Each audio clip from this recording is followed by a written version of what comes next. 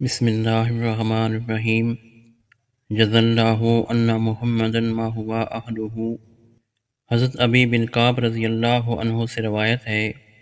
رسول اللہ صلی اللہ علیہ وآلہ وسلم نے فرمایا،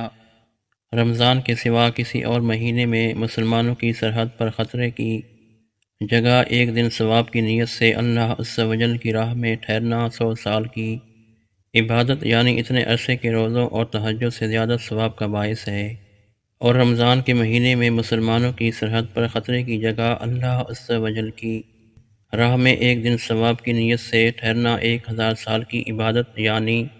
اتنے عرصے کے روزوں اور تہجد سے زیادہ ثواب کا باعث ہے۔ اس نیک عمل کے فاعل کو صحیح سلامت اس کے گھر لے آیا تو 1000 سال تک اس کے گناہ نہیں لکھے جائیں گے اور نیکیاں لکھی جائیں گی، اور اسے قیامت تک سرحد کی رکھوالی کا ثواب ملتا رہے گا۔ سنن ابن ماجہ حدیث نمبر 2768۔